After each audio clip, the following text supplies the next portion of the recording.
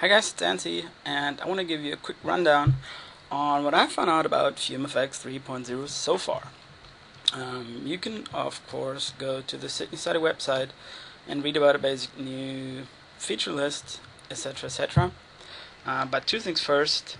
First of all, of course, along with the new Fume comes a new help file that features the effectors, the new render warps.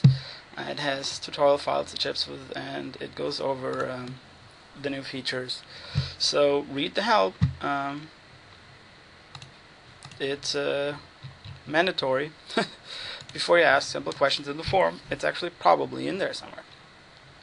Secondly, Seherr-Thoss uploaded a FumeFX 3 tutorial to YouTube.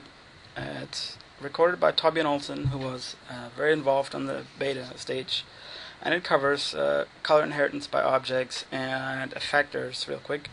Has around about 15 minutes running time, and you should watch it and you'll get a hang on the basic new features.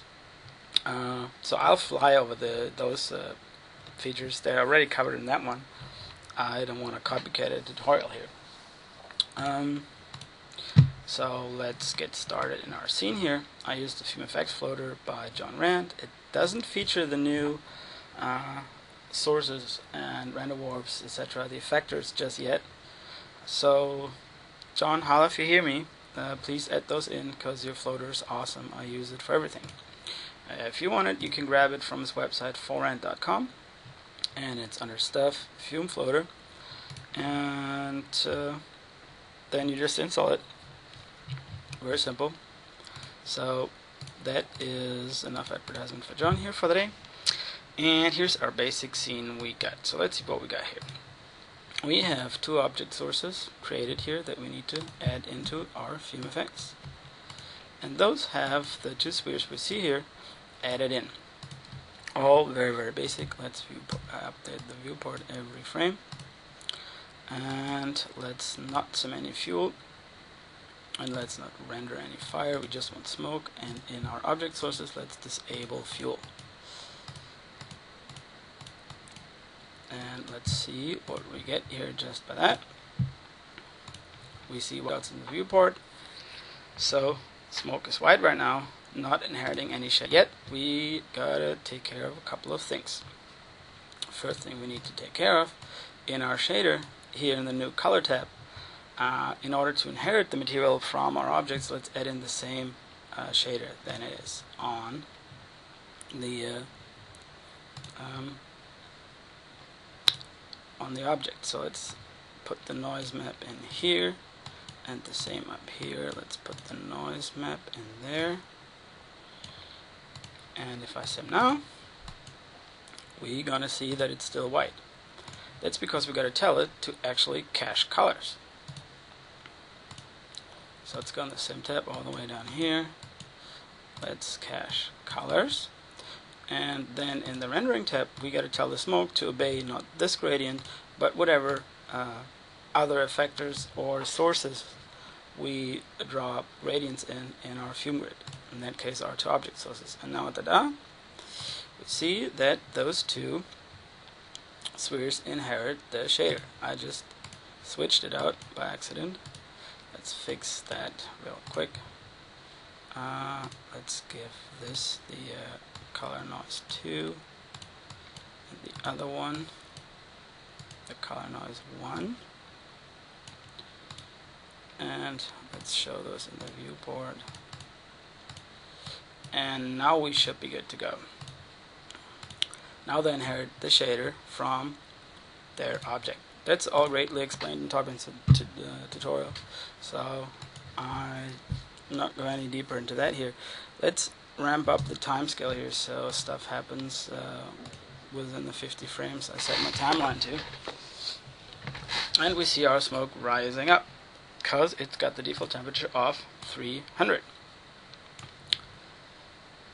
Now let's add in some more fun here. So let's add in a effector. So an effector works the following. You check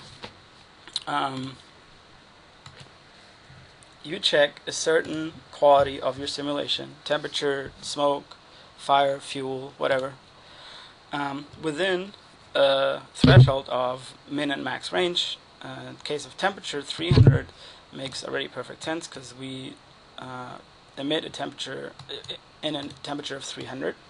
So as smoke rises, eventually cools off. And what we can then do is, if this checked realm is fulfilled, this output here will happen. In that case, by default, set to replace. You can multiply, blend, add. So you can, for example, have the smoke change its color when its temperature gets below a certain value, and stuff like that. So let's try that real quick. Temperature in the realm of 0 and 300, and we want to test if the temperature reaches 100 or cooler than that, and then this output here becomes true, so to say. So you check a certain quality of your simulation within the realm of your set thresholds, and then you test it for within your threshold, and if the test is fulfilled, is true, then this down here all happens. In that case, we replace the color to white, or let's make that green, for example.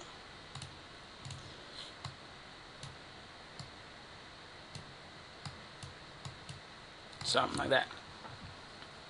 So if the color, if the temperature of the rising smoke becomes colder than 100, between 100 and 0, it should become green.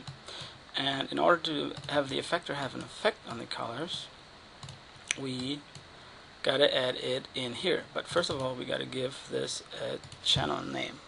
Let's do temp, otherwise it won't show up in the list of pickable channels. So let's go here, temp, okay, and now let's see what we are getting. I have high hopes that we might get a little green tinted smoke, and it's kind of hard to see, but let me ramp up the opacity here. Here, green smoke when it becomes colder and colder. So the higher it rises, the more of the smoke will fade from the inherited shader to green. And that's because when the basic temperature cools off to 100 and less, a replacement takes place of the existing gradient to this color. That's why the outer smoke here and the upper rising smoke is green. So this has worked. Let's do 5 here. So yeah, now we can see here what's going on. And this is how the basic effector works in this case for temperature and color replacement. You can have it at a constant, like an overall effect, and then color will be added on top on everything, because it doesn't check against a certain threshold. In that case, it'll take whatever temperatures there and test if it's below or above 100. We can do the same for smoke density. Let's do 1 and 5 maybe, and we get a green. So when the smoke has a density of 1 or above that, of 5 or below, you will get green smoke, which is the case here. So let's do smoke density of 0, and let's do 5 and 10. So now I don't check just for smoke, temperature, or anything. I take into consideration all qualities of this simulation. And let's see if we eventually get a smoke that's dense enough to become green here. Same here, works on the fly. Now we have a green colored base, and it's going to change over time. So smoke density now per voxel that is within the threshold of 2 and 10 as density will be replaced and become green. So you can do some funky shading stuff with that. Alright, now here comes another fancy trick. You can have different turbulence for everything that passed this test up here. So those three vectors here, x, y, z, are the same deal as your x, y, z turbulence you already know from older Fume versions. So let's make this some severe here, 20, 20, 20, so we see the effect it has. And again, in order to have an effect on the turbulence, we need to add in the channel we want it to be controlled by, which is still our temp on our first effector. So the scale here is for vorticities and stuff, like a scalar multiplier. We just leave that at 1 for now. And let's sim that again. And what we might eventually experience here is that the green smoke is perturbed a lot more than everything else, because the default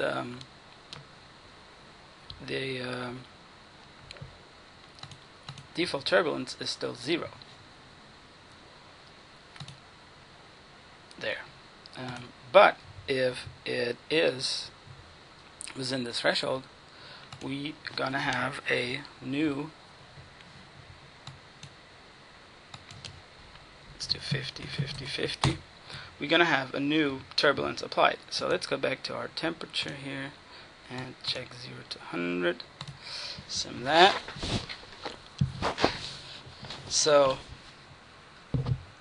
now you can see the severe influence it has, because 50, 50, 50 is a severe turbulence going on. But for the sake of showing it, I set it that high. So what you can see here, if the temperature of the smoke, because it now is so perturbed, becomes colder and colder, if it's between 100 and less than that, and 0, the turbulence is applied. So pretty much now you have a feature that wasn't there before. You can have a different turbulence happening when your smoke is dense or less dense, or if your smoke is hotter or colder than other areas in your fume simulation, and only in the areas where whatever quality you checked against is fulfilling, you will have this turbulence affected. So that's pretty cool. That's something we always wanted for a while.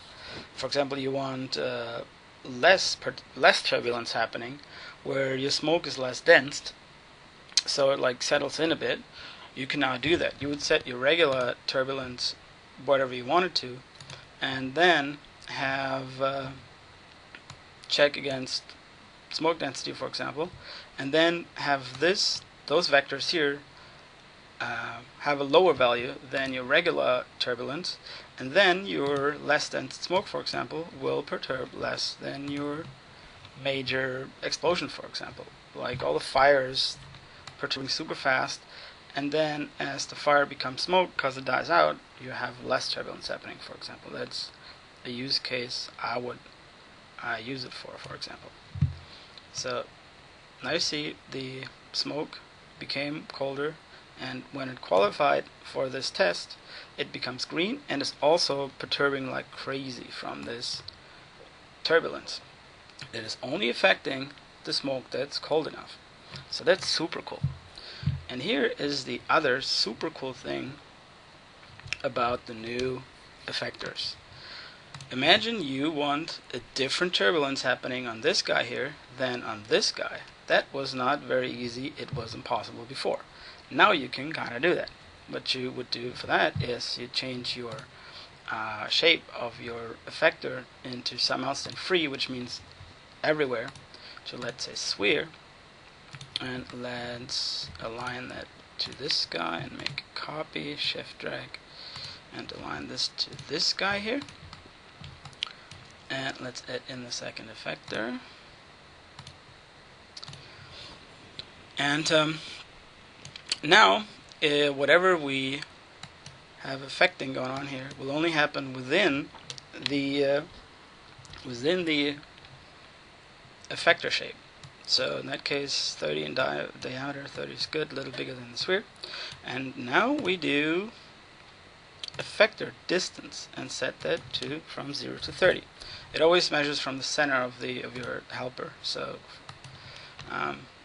30, because the diameter is 30, will be fine. So now all this here will only have an effect within the sphere of this effector, and likewise with this effector.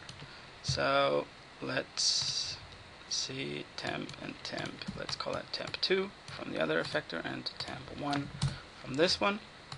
And for example, let's go in here and let's erase this one and use temp 1 and temp 2 from those two effectors.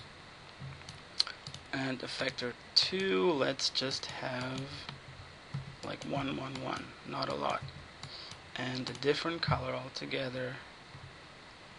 Let's do like a purple going on. So let's see what we get from this one right here. Let's go here, temp 1, temp 2, in the color, same here. Let's get rid of this one, this doesn't exist anymore, temp 1 and temp 2. So that's a habit you got to get into to make sure you connect it to your effectors. Alright, and now you see what I'm talking about. One effector has this one has a severe turbulence going on and turns the smoke green as it gets cooler. Second effector, low perturbing, and turns the color purple if the temperature is within 100 or colder. So basically not much effect on the displacement side of things. And purple color, see here. And as you can see, this guy here, different turbulence than this guy here. Right now they're pretty close. In ideal, you want your objects further away from each other, and then you can have a bigger effector, because what happens right now is once the smoke leaves the effector, it will not have the effector will not have an effect anymore, so the displacement will not happen, but it'll inherit the color and pretty much inherit the state it was once quitting the parameter of the effector, and then it just stays like that. So if you color it green, it'll stay green, it'll not go back to shader inheritance. So let's make this guy a little bigger here, 50, and let's move this guy over a bit. Let's actually make that 70. So effector 2, is that 2? Effector 1. So diameter 70, and let's check for 70. So now the perturbing will last longer before it dies off. Let's see here. By the way, intentionally I'm still using the old the non-GPU part preview. I get to that part in a second with another scene file. So yeah, now this guy, whole different ballgame displacement perturbing wise than this little bugger here. And that's how you can have two objects with different turbulence settings. Awesome, awesome stuff. I stop that right here. You get the deal. Another thing that's super cool with effector distance, you can just color your stuff by having an effector approaching it. So let's get rid of this guy here, and we don't need object source 2 anymore. So let's have this have a diameter of 10. Oh, did I just delete my whole fume grid? Really? Alright.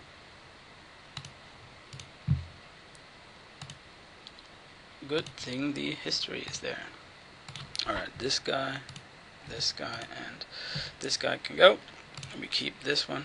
Let's let it have a diameter of like 20 and animate it over time from here to let's make this world center. So let's say at frame 24, after 1 second, it will be in this corner, and at frame 0 in this corner over here. So over time it travels through our sphere. Now in our effector one here, we call this channel now dist for distance.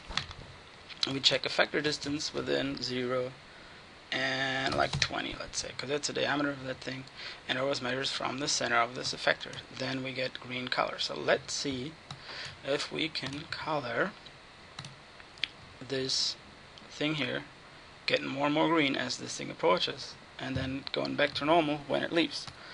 And again, old news, make sure we have all those kicked out because they don't exist anymore. And distance, same goes for here, distance.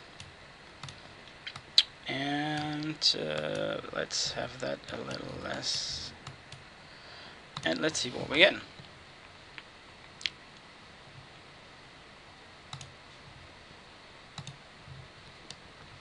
And surprise, surprise, it touches the right side of the sphere, the effector. So green emission, green emission, green emission. There comes the effector right here.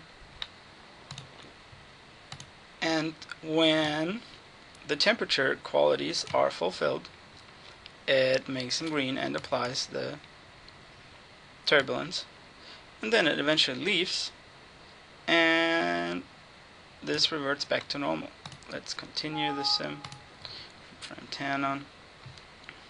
So green emission, green emission, green emission.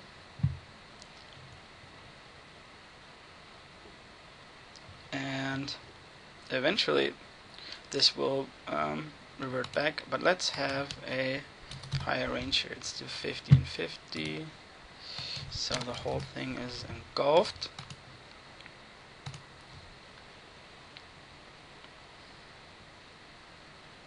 Now we're getting a pretty good effect out of it. So for a brief moment, when the effector goes through our sphere here, the smoke that is cold enough will be perturbed pretty good and shaded green. And that is an effect you couldn't easily do with the older fumes. Now eventually the effector leaves, which it probably already did here, and we'll get some more blue and turquoise and purple going on. But same here, you see what it does and what's happening. So you can have a quiet simulation, and if you need it to be violent for just a blink, have an effector go through it, and you'll see the an effect once the effector is within the realm of the ranges you set it in. So alright, the effector left, no more perturbing. We go on, continue with just rising smoke. I'll let that go for another.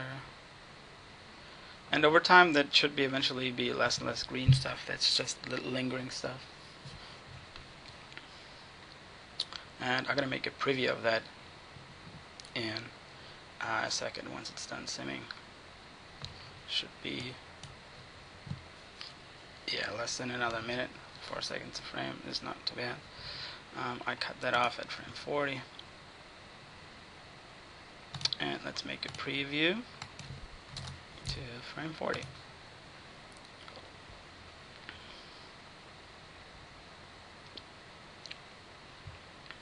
So effector incoming, turbulence galore, and then it slowly will revert back to, or try to revert back to how it was before our turbulence attack here. So that's something really cool. Like, let's say you have a manhole in New York City, and smoke comes out, a little wind maybe. And then you have a car blasting by, and for some reason it's changing the shader to a little more dirtier brown. It's raining, it's muddy, and the exhaust is not clean white, it's black, right? And so you put an effector around your taxi car that's blasting past this manhole, the steaming like drainage or whatever it is.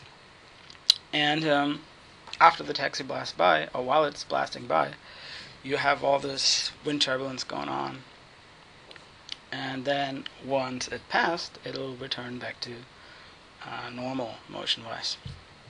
So that's one use case I just made up right here. So you see the effector comes, displaces it really good, and then it continues to rise normally with zero turbulence, and just driven from the temperature and the time scale of 4 or whatever I had it set. So that's a cool use case for short bursts of turbulence based on if an object is within the effector. Right now you can make it a sphere, a box, a cylinder. Maybe at some point you will have geometry, and then you can pick an object you want to be the effector. But maybe that's coming, maybe not. I do not know. So that's it for my little effector spiel here. Just play it, try to shade different things. Let's say when the smoke is, how much smoke are we emitting here? Let's see. Let's do smoke amount 10. So when our smoke is getting a little less density here, between 0 and 3, have a gradient going on. Key mode. So this is white and purple. Let's have this be green and orange, something like that. And let's make that 0, 0. We just want the color. So now what happens is we can delete the keys here. This effector is going to be set back to free, which is then the inside of it doesn't matter. It'll be everywhere in the grid. And get that back to something small so we can grab it easy. And now let's see what we get when we sim this one. And we are testing smoke now. It'll still use the channel dist right now here, and turbulence, which we don't have right now, and color. And right now it's literally writing smoke values in the distance. So if you're picky about it, rename it, make it a new channel, or couple a bunch of effectors. So let us see here.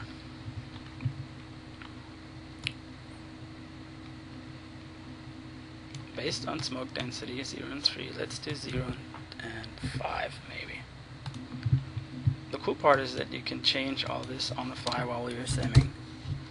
10 will have a more severe effect. There's a more density of 10 going on. And let's multiply, add, and that'll add the color values of this on top of what's already there. And the funny part is that it literally caches my changes here into the frames while I'm playing with it. That's a blend. Let's do add. So it's some cool stuff. And it'll take a bit. And now it's going to continue with that until this is all dissipated. So next run maybe. And so again, let's sim that in real time. 10, not enough. 5, too few. 7, maybe good. Oh, let's do 15, which is everything. We only emit amount of 10. Let's do 10 and just cache within 0 and 10. And only the dense smoke, if it's 5 and above, 5 or 10, add in the color. So the lighter smoke will only have this mixed color of this gradient and the initial shader here in the object source. The light smoke will just have a mix of that, and we'll have that and just color mix and blend to the end of days. Stop that right there. And all the changes I made are, see how it's getting more here when I set it to a higher test value in the smoke. That is all cached into my, see, from one frame to the other when I change it from 0 to 5 to 5 to 10. that's all cached into my Fume. So if you are checking on stuff and are still testing around, sim your Fume at a low grid, and maybe every 10 frames try a different value, and then you can have your art director pick which one he likes.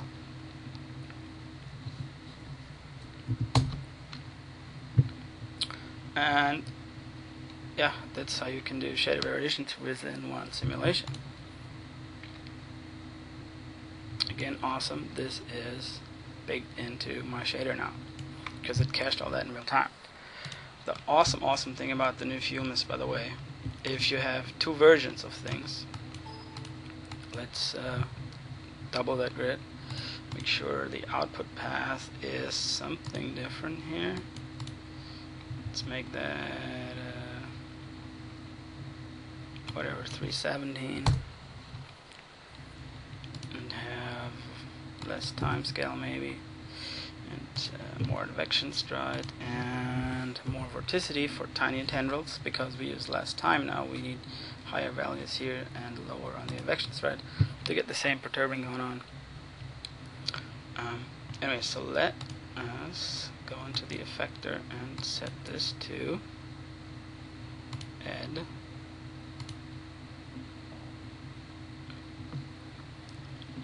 And then in a second you'll see the true beauty of the new Fume, the multi-view. By default, this is off.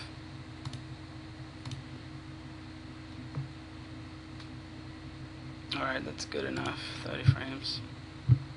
So, if you turn on, use GPU, you will get the new viewport here. And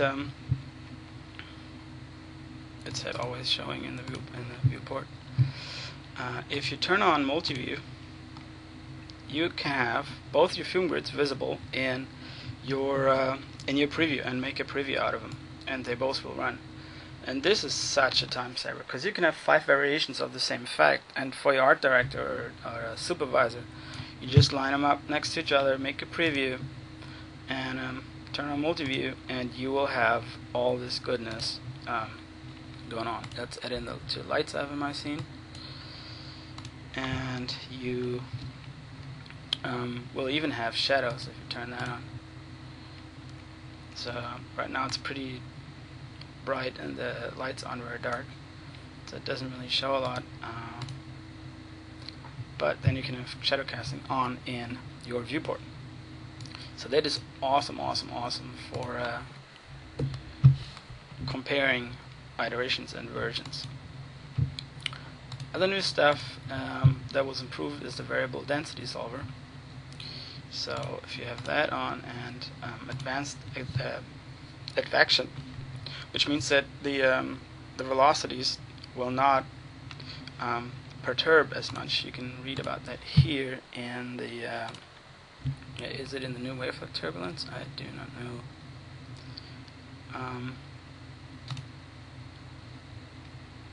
It's in here. The variable density solver will cause less dissipation on tinier smoke, which is only useful for slow smoke stuff like cigarette smoke, etc., etc. But noted. So if you have variable density solver on, and let's have another object and another object source. Where's my object source? Right here. Let's bring that up. And in here, let's pick the new guy. And let's have a temperature of -300. So this emits smoke, falls down, this emits smoke, rises up, and they're eventually gonna fight. So let's bring in the other object source, and let's not use an effector for a second. Let's just sim this. Let's have a higher time scale again, so things happen within our 50 frames range here. So the variable density solver that was improved will have more heavier smoke push on lighter smoke, and so the smoke density directly affects how forceful it acts, so to say.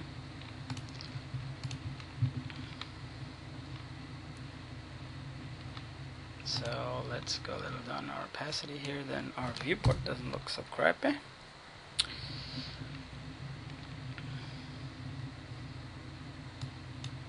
And let's stop that here.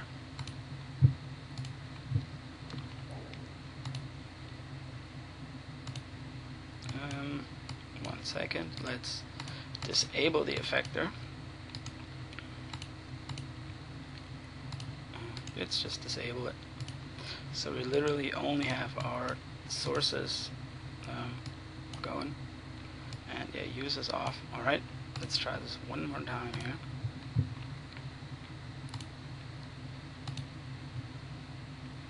There we go, that is better.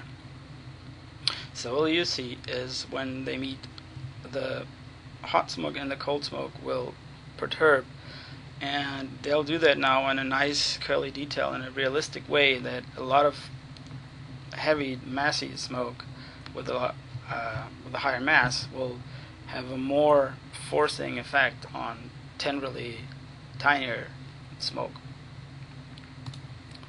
So noted, that was improved.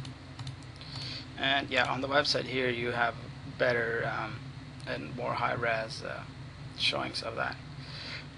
So look into that. That's new and improved.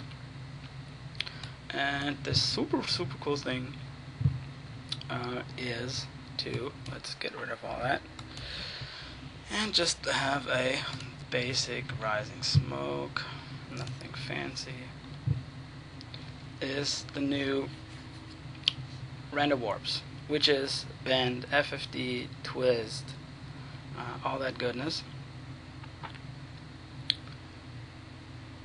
And yeah, let's just let it cook here. That's good. And it doesn't work like you might initially think. Again, read the help of that. Adding a bend on top of your FumeFX will not do you any good. This will not help. Makes the grid look a little funny, but see how it's ankling.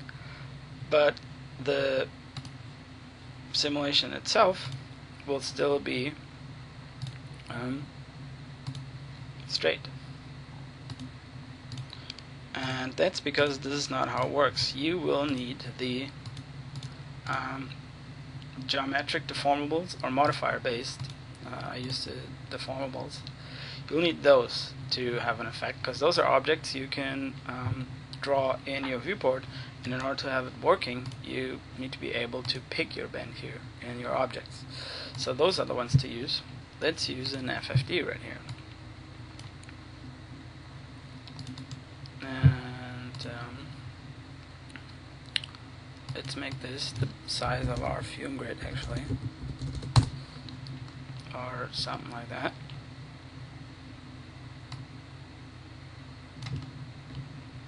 Shouldn't really matter much. And then in here, because this is an object in our scene, we can pick it, FFD. We can add this into our list of objects. And now we can take our FFD here and take those points over here.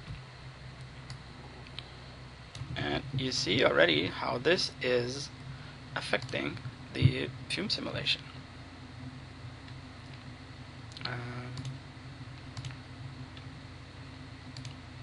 Let's just have those guys, and no, come on. Control points. Let's do, maybe tuck in this one. There you go. All the way in.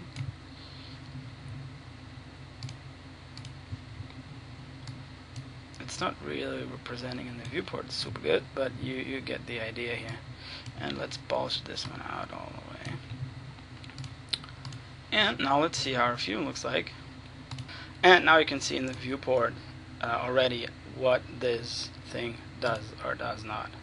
So if I uncheck that and hit refresh, or kick it out, we'll have our original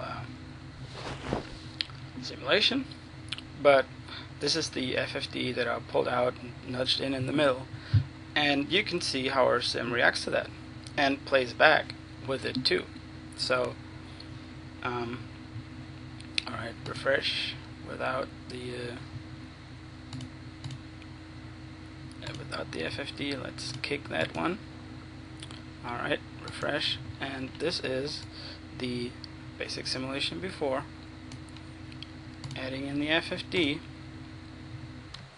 takes a little second to update. Here we go. So you can now modify your simulation after the effect, after caching, and this is how it's going to play back and render. It's not going to be as fast in the viewport as it was before, but it's in real time updating all those smoke and temperature and all that goodness, displacing your Fume simulation. And you can choose from a variety of objects here you can use. I want to delete the FFD for now to get everything back to speed here. You can choose from a list here. You have in your deformer based, you will have bend, taper. You can have another noise, a twist, and that's just a box object. Let's put that here, and let's twist our Fume. So here it is before. Let's see what was the last good frame here. Let's do frame 20, and let's add in our twist here. And there you go. You can see how it all twists up here, and we should see a little better result with more turns. And it's not super easy to see, but it now swirls upwards here based on the deformer. 0 to 20. Let's see if we can get that in a motion going on. So that's super nice. Something like this corkscrew curling up would be pretty hard to do without the new features of the render warps. So that's something super cool. Or let's imagine you made an explosion, and overall it's all liked by the supervisor or the director or whoever, but he wants just the top part 20% bigger. So you would have to tweak your simulation to death in order to get this specific change happening, or you can put an FFD on it and just nudge the top of it like the nuclear mushroom, just make that bigger with an FFD. And this plays pretty fast, but maybe you get the idea here. This twists upwards like a corkscrew in the air as we edit this twist in here. Alright, let's kick this, and yeah, there's the others, bend, taper, noise, etc, etc. Same deal here, 90, and let's add this sucker in.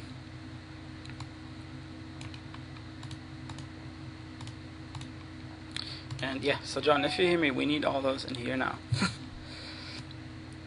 Oh, there we go, and the bend affects our simulation. So that is super cool. Before that, you would have to cache your Fume with Krakatoa PRTs, like the Krakatoa, where is it here? Krakatoa PRT FumeFX. You would have to add in your Fume here, cache that out, and then you would be able to use all your modifiers and KCMs to manipulate. You could throw a regular bend on this PRT loader here, like you would do with regular PRT loaders, just with a FumeFX loader.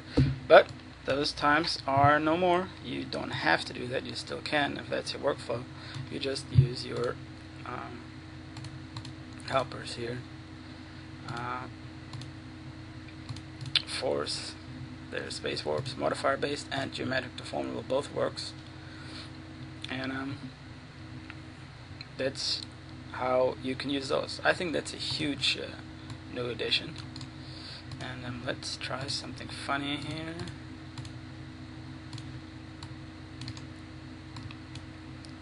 Let's pick the object here.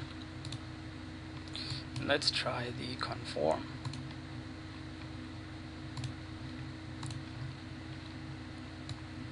Will that work? Will it have to be in here?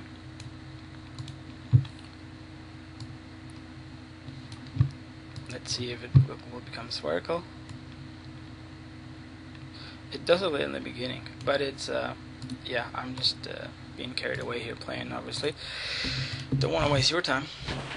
And that's it for these new features. One more scene I have here that I want to show you that is pretty cool. It's from my FumeFX explosion tutorial, if you have seen this one. It's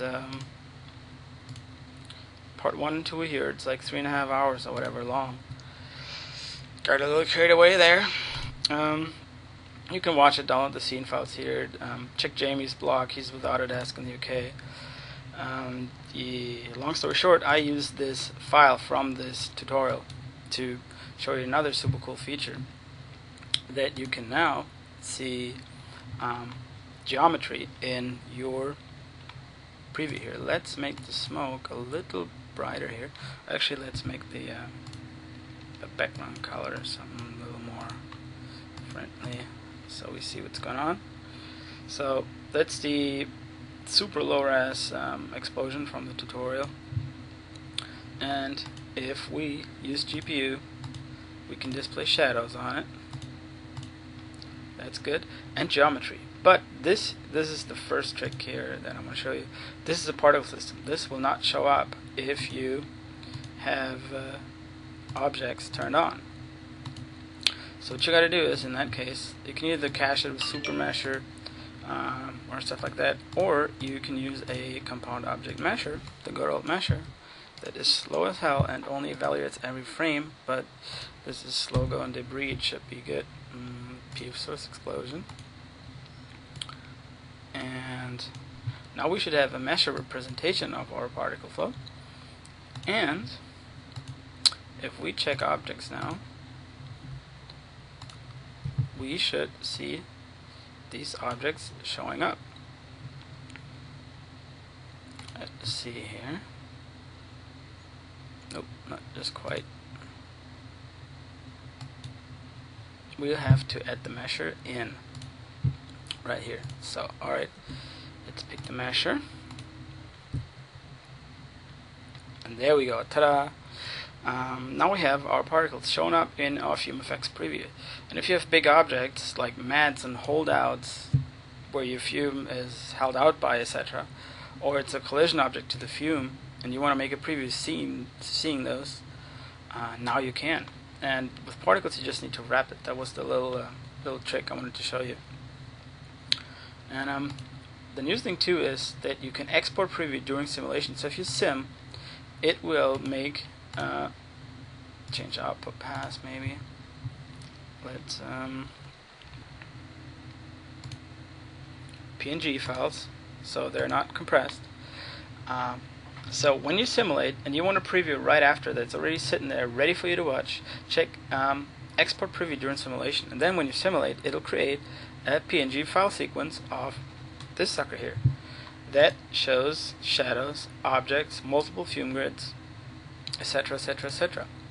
So I think that is mighty cool new feature. Same here for explosions, and you have 3 versions to pick from. Just put them next to each other and have multi-view, and you will live happy. Alright, last thing on my list here is nSims. Not to be mistaken with nSims. Alright, for nSims you need more than one grid. So we're going to create a grid over here. And let's create a simple source. And let's just sim that, and we get our simple source rising up, all good, all good. And eventually it'll clear the grid on top right here, there.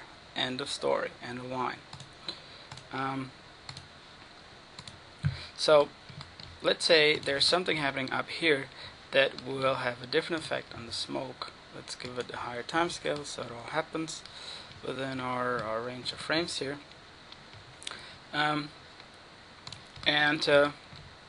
We're gonna have a bigger grid up here. I think in the tutorial file that ships with Fume, it's a sphere up here, sphere.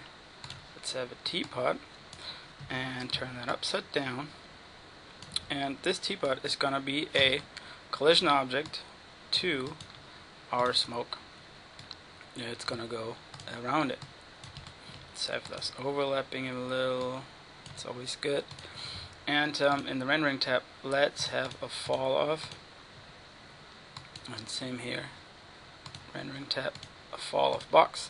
Because nSims is the new technology in Fume that lets you connect multiple frames together, and you just sim one, and it automatically start the sim in this box, in this grid. Should smoke or fire reach this box here. Let's have a little lower burn rate so it goes higher, and spacing of 1, and same here, spacing of 1.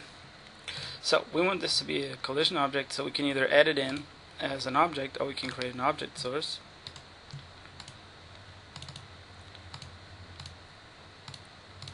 And add that in, and in the object source we don't need fuel, we only need a little temperature, and we don't need smoke. And now this teapot here is a collision object. If this is not set to free flow, which is default, any object source will use its shape as collision object. That can have different results than just adding in the teapot, and it might in some cases even be faster than doing it that way. So that's a good way to use collision objects here. So let's add that in here. Same here, just to make sure we're all dealing with the same stuff. And this is going to be our master grid. So let's check use for nSims. Let it be the master grid, and you want to sync between the other grids, pretty much everything. That's the general parameter tab, wave flat, that's all those guys here, just everything. And in here you just check use for nSims, and then if you simulate that, let's see and hope for the best, your smoke rises, and then eventually leaves the grid right here, and we don't see it anymore. If we turn on multi-grid, we might see it back, and surprise surprise, it's now rising up and going around the teapot eventually. Let's have it update every frame. And so those two Fume grids right here are talking to each other. This is the master grid, this is the slave grid, and you can have X amount of slave grids. And when smoke or fire, in that case probably just smoke, reaches into the other grid, it automatically kicks in and caches this grid here. You would want to make sure that this output path is a little different. I just put some mumble jumble after the name that was the same output file name as the first grid. But what you see now, of course, the new multi-view comes in handy here, that those two grids here are talking. In this grid as well, let's turn fire smoke and reduce the display, the viewport, and in here, if you check the plus, you can always see the viewport fire even if everything's deselected. So now if I scrub, you see that the Fume reaches into the second grid and is using a wider spread adaptive box that's even bigger at this point than this grid. So in the old days, with just one Fume grid, you would have to have a Fume grid that's as big as this, but the whole length of your simulation. In this case, we can probably make this guy even smaller. It's do like 40 and 40, and it will still look the exact same. So you save a lot of cache and sim time by doing it that way. Let's have this just be 100 and 100. and 100. And 50 maybe. And so you want to tuck this in super tight. Let's do actually 30 and 30. Let's see if that still will hold up pretty good. And I would always see in the front view, for example, that your grids are a little overlapping, so you don't have any gaps or things going on. It's just what worked pretty good for me in the testing. And we're back here on the nSims website. You want to check this video out here, and you get the hang of it pretty good, I think. It is an automation pretty much of something that Jeff Lim, who is a great researcher on the particle and fume level, figured out a while ago. If you Google Jeff Lim right here, you will end up on his blog. And right here, jefflim.wordpress. And in the fume section, you will find partitioning. And he did pretty much exactly that. You can read through all that. Having a long grid split up into multiple smaller grids, and how it all works together. So this is the old school way of doing it, and you couldn't use any turbulence because turbulence is handled differently in each grid, and you would get this choppy, weird looking result.